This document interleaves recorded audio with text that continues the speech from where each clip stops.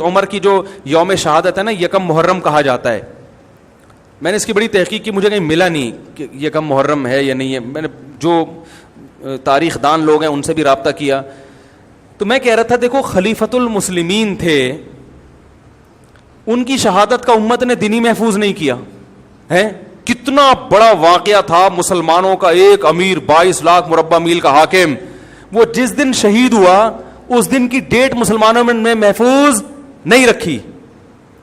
کیوں نہیں رکھی؟ اس لیے کہ مسلمانوں کو پتا تھا اس دن سے کوئی عمل وابستہ نہیں ہے. اسلام میں کسی کا تاریخ ولادت ہو یا تاریخ وفات ہو, اسلام ان تاریخوں کے اسلام کی نظر میں یہ امپورٹنٹ نہیں ہے. کوئی حیثیت نہیں ہے کہ کس دن کون شہید ہوا, کس دن کس کی ولادت ہو. اسلام اس کو فوکس ہی نہیں کرتا. تبھی نبی صلی اللہ علیہ وسلم کی تاریخ ولادت بھی کسی صحیح حدیث میں نہیں ملتی, نہ تاریخ ولادت ملتی ہے نہ تاریخ وفات ملتی ہے, کوئی صحیح حدیث موجود نہیں ہے. تبھی علماء کا بڑا اختلاف ہے, اتنے اقوال ملیں گے, کوئی کہتے فلاں تاریخ ہو, کہتے فلاں. اس لیے کہ آپ صلی اللہ علیہ وسلم نے ان چیزوں کو اہمیت نہیں دی, عمل کو اہمیت دی ہے. سیرت حسین کو اختیار کرو بس, حضرت حسین کی سیرت کو اختیار کرو.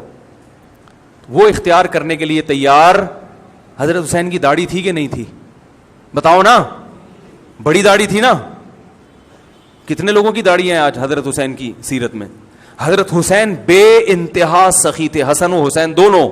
اتنی سخاوت سخاوت کا دریا, 100 باندیاں ایک ایک وقت میں گفٹ کی ہیں, 100 پورے باغ خرید کے غریب پہ کو گفٹ کر دیے. دھیلا جیب سے نہیں نکل رہا آج غربا اور مساکین کے لیے. حضرت حسن و حسین میں بے انتہا تحمل. محمد ابن اسحاق مشہور مورخ ہیں, کہتے ہیں میں نے حضرت حسن کی زبان سے پوری زندگی میں جو سب سے سخت جملہ سنا ہے وہ ہے کہ میرے پاس تیرے لیے سوائے تیری ناک خاک آلودہ ہونے کے اور کچھ بھی نہیں. آپ کا جھگڑا تھا کسی سے, یہ لفظ کہے کہ تمہاری ناک خاک آلودہ ہو جائے بس. کہہ رہے پوری زندگی میں بے شمار جھگڑے ہوئے, سب کچھ ہوا, اس سے زیادہ سخت لفظ میں نے ان کی زبان سے نہیں سنا. اتنا تحمل. اور آج یوٹیوب پہ آپ نیچے لوگوں کے کمنٹس دیکھیں, ابھی میری مخالفت میں جو کمنٹس آئیں گے وہ سنیے گا آپ.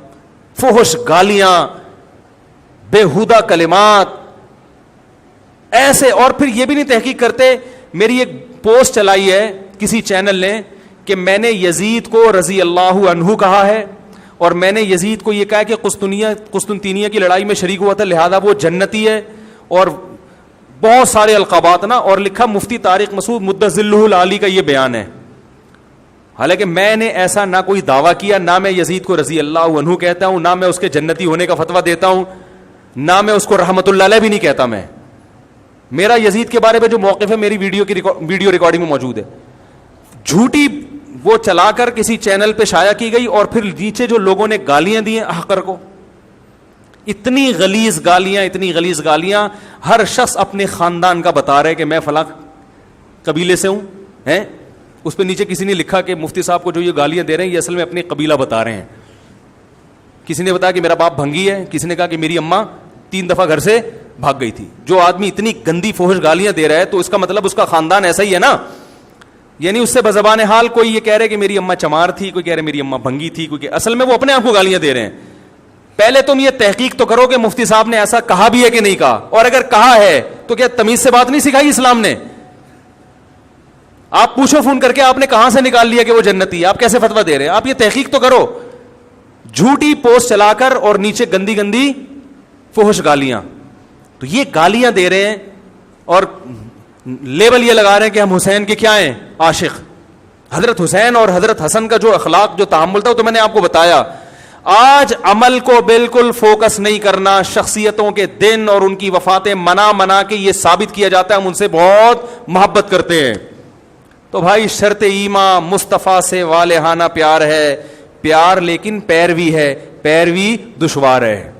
سمجھ آئی بات؟ کسی کو فالو کرنا بہت مشکل, اور عشق و محبت کے دعوے اور ان کے نام پہ بہت کچھ جو آج کل کیا جا رہا ہے وہ بہت آسان ہے. تو آسان کام کیا جا رہا ہے اور مشکل کام چھوڑا جا رہا ہے. تو یہ محبت نہیں ہے میرے بھائی. محبت کسی کو فوکس کرنے کو کہتے ہیں. اور محبت جو ہے کسی کی پیروی کرنے کو کہتے ہیں. اللہ تعالی ہمیں حضرت حسن و حسین کی حقیقی معنوں میں پیروی کرنے کی توفیق عطا فرمائے, ان کے نقش قدم پہ چلنے کی توفیق عطا فرمائے, اور قیامت میں ان کے اعمال کو فالو کرنے کی وجہ سے انہی کے ساتھ ہمارا حشر فرمائے. Thanks for watching. Don't forget to like, comment, share and subscribe to Mufti Tariq Masood, famous scholar.